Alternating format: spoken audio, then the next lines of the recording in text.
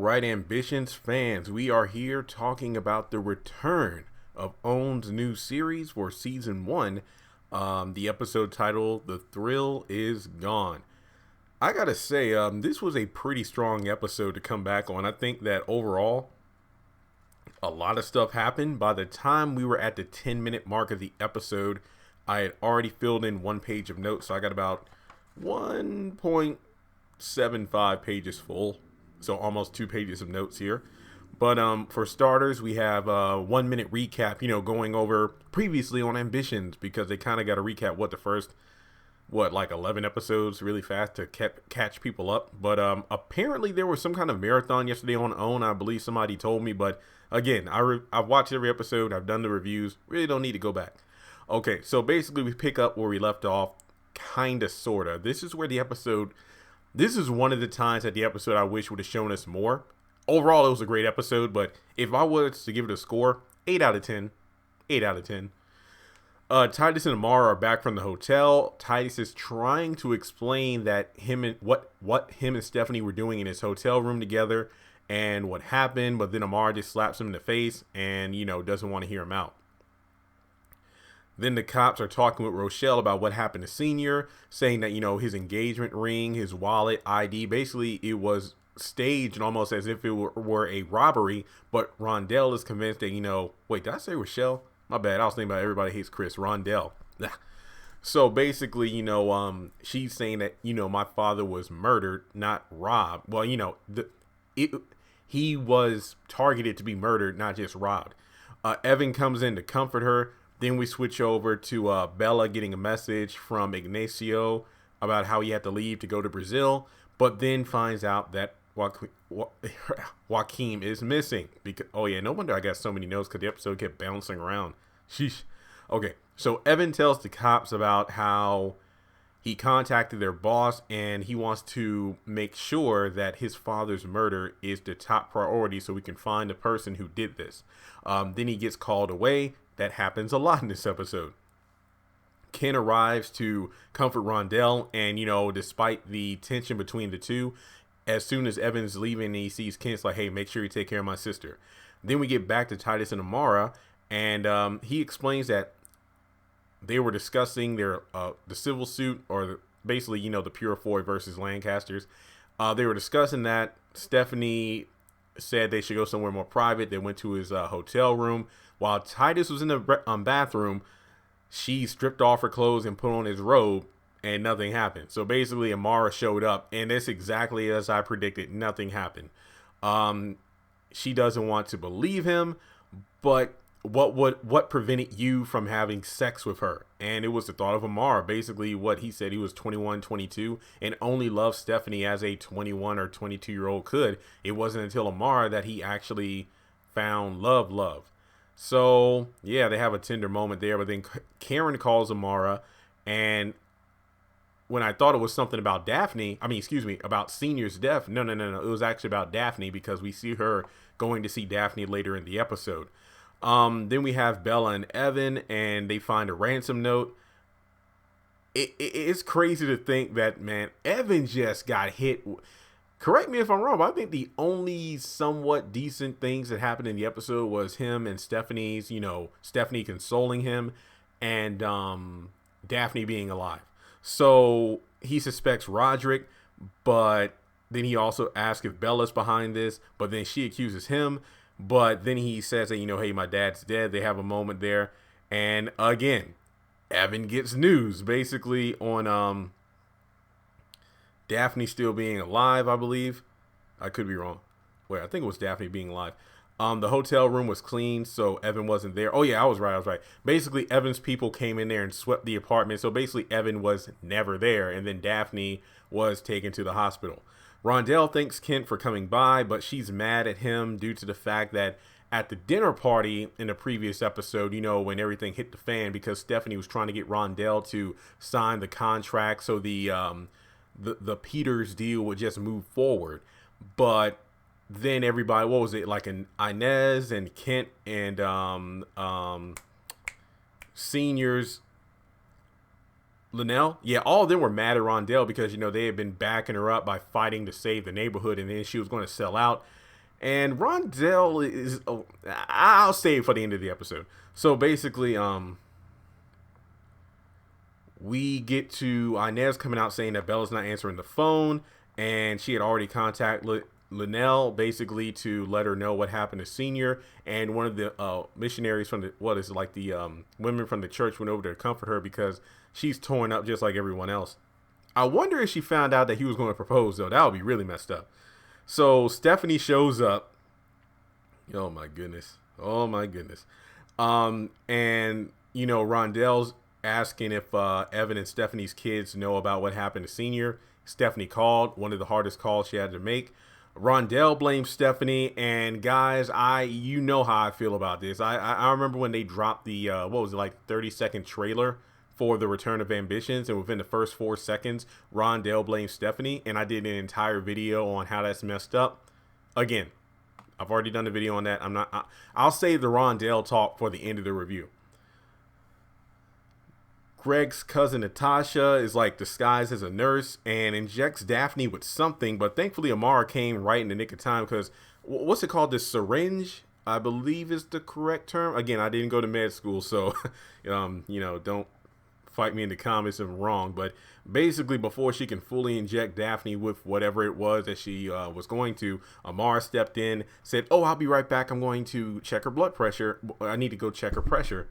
And after that, Amara's basically saying that, look, you're expendable to these people you're working for.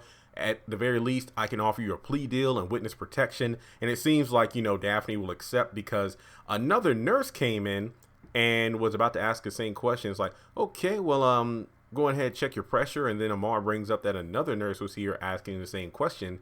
And then she's like, okay, I'm going to call FBI for protection over Daphne. So Amara was on the case. Then we get to the Evans press conference where he's addressing the murder of his father. Stephanie's with him every step of the way. And again, Evan gets called away because he gets a message that Roderick didn't take his son. He's been out of town for a sportscaster conference all week. And as soon as Stephanie steps out, it's almost like he gets a message from Deep Throat. I think I remember that name from isn't that the generic name for people who disguise their voices? I want $1 million and I'm going to talk to you directly instead of Bella. No cops or any interference or the kid is dead. And then I move to the next page of notes. Amara visits Rondell. She's cleaning Senior's gun and still thinks Peters did it. Stephanie shows up. Amara gets the gun and just goes upstairs. Her and Amara have a little confrontation about what happened at the hotel. And you can tell that Stephanie was actually hurting in this episode. I don't know if you all registered that, but from her cackling and attempting to taunt Amara, her weak attempts to taunt Amara wasn't that good. So because Amara called her pathetic and walked out, you can tell Stephanie looked defeated. And I was going to say this towards the end of the video, but I'll bring it up now. This is why I wish the beginning of the episode would have picked up with Amara, Titus, and Stephanie at the hotel, because in that moment, even though nothing happened, we know Stephanie would just lie through her teeth and, taunt Amara until she, just walks away, frustrated because she's caught in her emotions at that moment, because here she is, her husband half naked and, her rival with her husband, basically her ex. And it looks bad. So Stephanie would have definitely lived it up. She would have definitely dug the knife in even deeper on Amara in that moment. Because, of course, this was before she knew about Senior's death and having to call her kids about it. So moving to this scene where she attempts to come up with a facade to, taunt Amara and make it seem like they had sex. That would have been a great conflict of scenes where in one scene Stephanie was the domineering force, with her taunts and whatnot, because Amara was in a position to believe it, even if Titus was trying to convince her otherwise. But in this scene, you can tell that Stephanie is masking her emotions because she's literally hurting for Rondell, but Rondell doesn't want to hear it. So in order to save some face in front of Amara, she decides to taunt her. So do you follow me? That's one reason I wish that scene would have been included at the beginning of the episode, even if it was 1 or 2 minutes before the title sequence. All right, so then Bella's friend, I forget her name, basically shows up, and Bella says that Joaquin was kidnapped, and she tells Bella to agreeing with Evan not to call the police, don't get them involved. And then we get Inez and Rondell talking again about the suit and funeral arrangements. Evan visits Greg Peters with a gun. And this was a good scene because I'm thinking he was there about his dad, but it was actually for Joaquin. Again, Greg Peters steals the show. Even though he's just a reoccurring character, his scenes are gold. After that, we get Amara and her daughter. Amara's, coming home, not knowing what's going on because nobody should be at the house but her. She grabs a knife, notices the fridge is open, and we're about to go full-blown psycho here, but nope, it's just her daughter. But Titus shows up, and apparently, that boyfriend from several episodes ago, Razor, dumped her and blocked her on Snapchat, and everybody knows they broke up. She quit school and is upset that her parents are making her go back. And I'm like, I don't know. But basically, Titus is like, hey, I'll stay here just a few days until she cools off, then get her back in school because I don't think she's in a position to deal with us living separately now. So at least those two are able to work together for the sake of their daughter. In terms of their marriage, we still got a few more episodes left. After that, we get Evan going to see Daphne, and again, good scene here, just a good scene. Natasha was the one who tried to kill her, so apparently I believe that Amara mentioned that she was unconscious, so I'm thinking that she was like choked or something along those lines, which honestly, I guess her freaky deaky rendezvous with Evan were essential to her surviving, because I'm pretty sure of all the torturous things they do to each other, Natasha's attempts to strangle her really didn't do anything but possibly turned her on. Ruh-roh. Okay, so after that, oh, my bad. So basically, yeah, she confirms that if Amara didn't show up when she did, there's a good chance that syringe or whatever would have killed her with what she was injected with.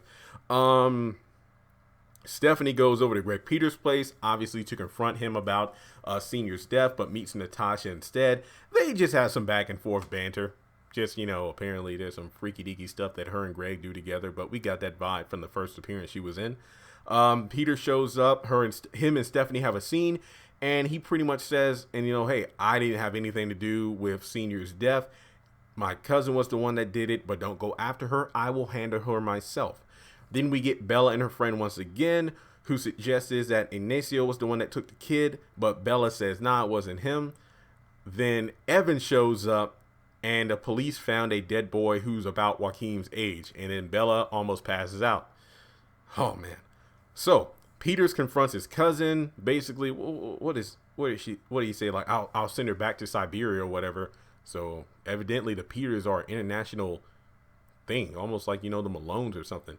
And basically, he's snapping at his cousin, because after all the things, the mowing down the competition, for a lack of a better phrase, all the destruction she's leaving in her wake, be it murder, threats, and whatnot, that's leading to people knocking on Greg Peters' door, because Natasha and her crew are the ones doing the dirty work. But guess what? They're not the ones having people come into the house and pointing guns in their face. And she gets a bit aroused when he roughs her up. So we get Rondell and Inez again, and yeah, this was a sad moment. Rondell's doing some sweeping and finds one of Senior's chess pieces and breaks down, and Kent comes over to check on Rondell, and Inez warns that, hey, this is a good time to tell her what you need to tell her. And Rondell kicks him to the curb because Kent mentions that on television he was doing an interview, and he just hinted, because he was asked about it, that he might be running for mayor.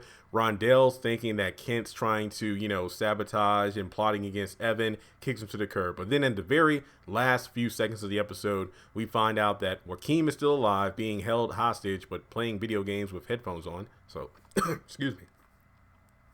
And that Bella's friend is the one behind the kidnapping.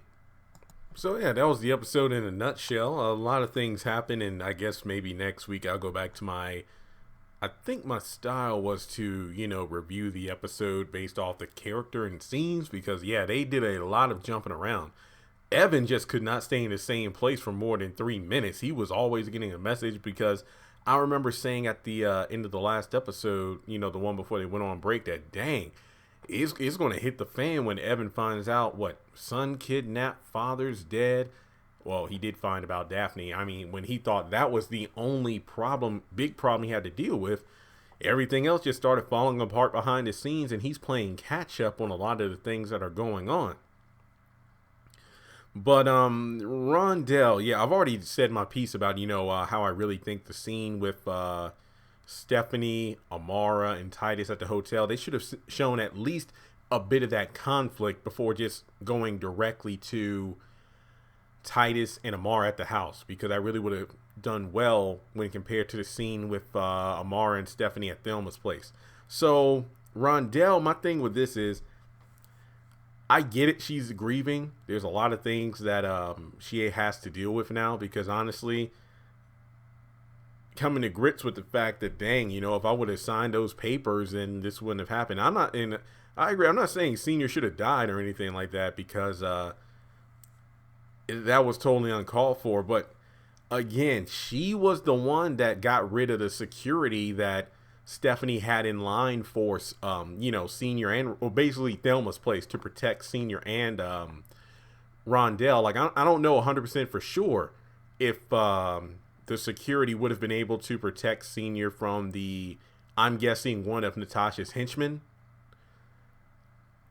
But at the same time, he would have at least had protection, because Senior even said before he headed out, I wish you wouldn't have gotten rid of that security Stephanie had for us, Rondell. And it's almost like, she only blamed herself, I think, when she was talking to either Inez or Amara about how if I would have signed the papers, and maybe this wouldn't have happened. But when it comes to Stephanie, you're directly blaming her. And again, I'm not saying that Stephanie's a saint, but I honestly don't feel like this was her fault. I mean, she kept warning them to sign the papers. And then on top of that, Greg Peter kept threatening them. And then even Greg kept saying, and I believe at one point in that last episode, Greg was like, Stephanie, I'm sorry, it's out of my hands now. Meaning that, I have nothing to do with what happens next. I tried to tell you. You kept reassuring me that things would have gone well. The only fault that I really see with Stephanie is if she didn't get involved with Greg Peters to begin with, because her father was saying that, well, you trying to wine and dine my clients behind my back in order to usurp me? You try anything like that anymore, I'll put your little ass out of this company. So really, yeah, I guess you could say, like, she kind of flipped the first domino, but Rondell's been protesting this thing since the very beginning. And even Senior said, maybe you should sign it over. This is my yeah, Rondell, that's right, because Senior kept saying, I'm the one who came up with Thelma's place with your mother. This is my decision, not yours.